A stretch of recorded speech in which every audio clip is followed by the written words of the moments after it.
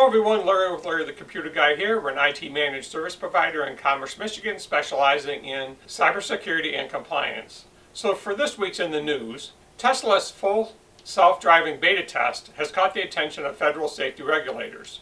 So Tesla is now testing an autopilot function that will work on city and residential streets.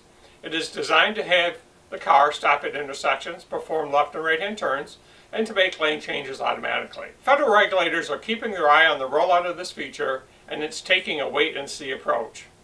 In a statement, a spokesperson for the U.S. National Highway Traffic Safety Administration said it would monitor the new technology closely and will not hesitate to take action to protect the public against unreasonable risks to safety.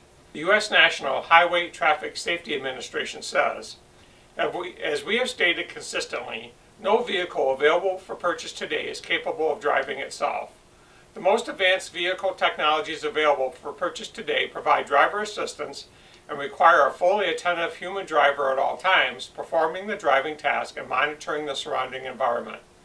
Abusing these technologies is, at a minimum, distracted driving. Every state in the nation holds a driver responsible for the safe operation of the vehicle.